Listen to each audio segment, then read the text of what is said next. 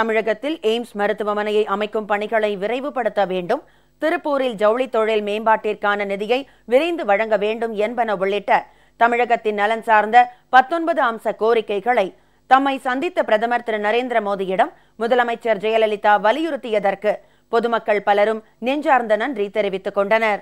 மாநிலத்துக்கு ஒரு எய்ம்ஸ் மருத்துவமனை கொண்டு வரணும் அறிவிச்ச உடனே மாண்புமிகு தமிழக முதலமைச்சர் அம்மா அவர்கள் பிரதமரை அப்போதே தொடர்பு கொண்டு அந்த எய்ம்ஸ் மருத்துவமனை தமிழ்நாட்டுக்கு ஃபஸ்ட்டு வேணும் அப்படின்னு சொல்லி கோரிக்கை வச்சாங்க.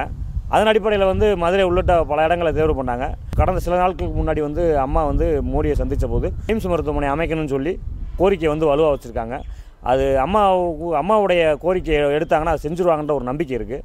இதற்காக முயற்சி எடுத்த தமிழக முதலமைச்சருக்கு நாங்கள் பொதுமக்கள் சார்பாக மிக்க நன்றியை நாங்கள் தெரிவிச்சுக்கிறோம். திருப்பூர் பின்னலாடை தொழில் சார்பாக மாண்புமிகு முதல்வர் அவர்களுக்கு எங்கள் மனமார்ந்த நன்றியை தெரிவித்துக் கொள்கிறோம்.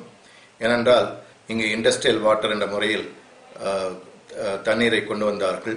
பிறகு 2011 பதவியேற்றவுடன் உடனடியாக எங்களது சாயப்பட்டறை கழிவின் பிரச்சனையை வட்டியில்லா கடன் கொடுத்து தீர்த்து வைத்தார்கள். பிரதமர் அவர்கள் சென்னை வந்தபோது எங்களுக்காக சாயப்பட்டறை கழிவுக்காக 200 கோடி ரூபாய்களையும் ஜவுளி தொழில் மேம்பட 1500 ரூபாய் கோடி வேண்டும் என்று வற்புறுத்தி கேட்டுள்ளார்கள். இதற்காக எங்களுடைய மனமார்ந்த நன்றியையும் தெரிவித்துக் கொள்கிறோம். கடல் நீரை குடிநீராக்கும் திட்டத்திற்கு மத்திய அரசின் பங்களிப்போடு அந்த திட்டத்தை செயல்படுத்தி கொண்டிருக்கிறார்கள்.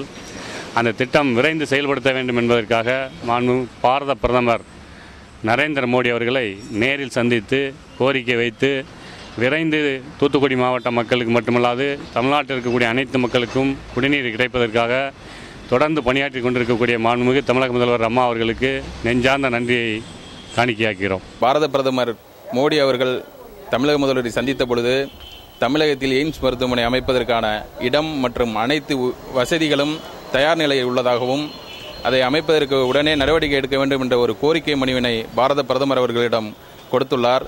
இந்த செய்தி தமிழக மக்களுக்கு மிகவும் மகிழ்ச்சியான செய்தியாகும். அனைத்து மக்களின் சார்பாக கோடான கோடி நன்றியினை தெரிவித்துக் கொள்கிறோம்.